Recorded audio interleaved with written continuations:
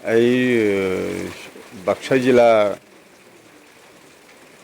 সুবংহাটা অঞ্চলত বাক্সা জিলা বড'ল মুভমেণ্ট মাৰ্টিয়াৰ্ছ এছ'চিয়েশ্যনৰ আমি আজি একগোট হৈ বিগত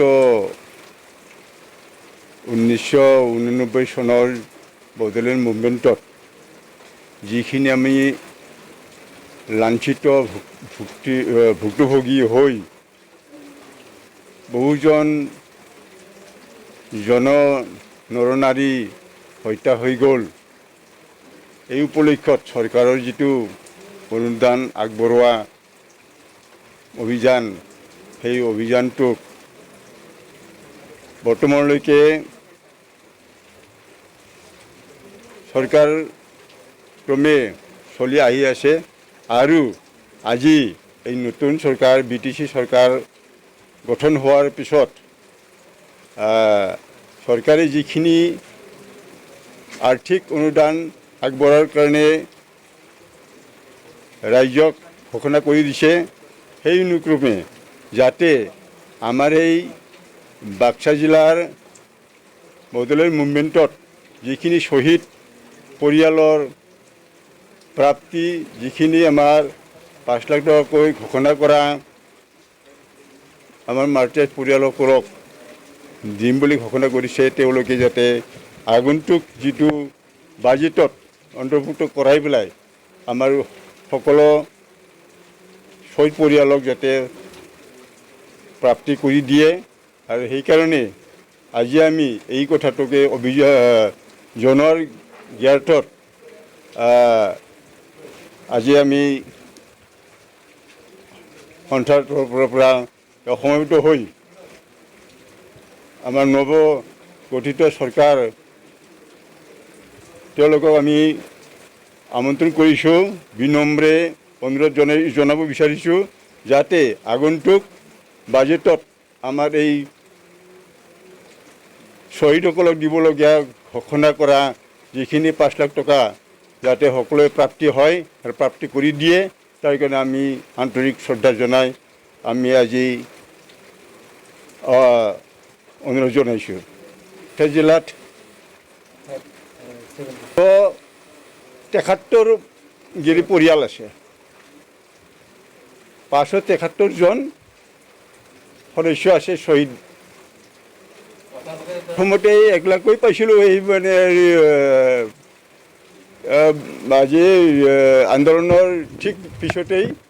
তাৰপাছত আমি আজিলৈকে পোৱা নাই। চৰকাৰে ঘোষণা কৰিছে 2 লাখ টকা, 4 লাখ টকা, আকৌ এতিয়া আৰু 5 লাখ টকা দিয়াৰ ঘোষণা কৰি দিছে। এইবোৰ আমি এতিয়াও পোৱাই নাই, সেইকাৰণে আমি পোৱাৰ কাৰণে অনুৰোধ জনাইছোঁ। এতিয়া BTC প্ৰশাসনে দিম বুলি ঘোষণা কৰিছে, তথাপিও আমি আজি তেওঁলোকক জ্ঞাতাৰ্থে অনুৰোধ জনাব বিচাৰিছোঁ। যিবিলাক শ্বহীদ পৰিয়ালসকলক এই 5 লাখ টকা আৰ্থিক অনুদান দিয়াৰ পিছতো প্ৰত্যেক পৰিয়ালৰ যে শ্বহীদ পৰিয়ালৰ সকলো পৰিয়ালক একোজনকৈ চাকৰি দিয়াৰ এটা সিদ্ধান্ত দিছিল। এইটোও যাতে আগন্তুক কাৰ্যকালত যাতে আমাৰ গোটেই শ্বহীদ পৰিয়ালত যাতে চাকৰিবিলাকৰ কাৰ্যকৰী কৰে আৰু সেইটোৱে আমি অনুৰোধ জনাইছোঁ। সেইকাৰণে 40 জনে প্ৰাপ্তি হৈছে, 40 জনে পাইছে আৰু বাকী দিয়াৰ আশা দিছিল, কিন্তু এতিয়ালৈকে আমি পোৱা নাই।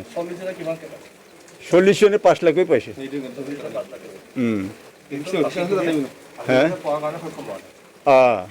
আমি এতিয়া 40 জন কিমান 573 পৰা 537 জন আৰু আছে আৰু আমি যাতে এই 537 জনে পোৱা হয় আৰু লগতে 573 জনৰ যিটো পৰিয়ালত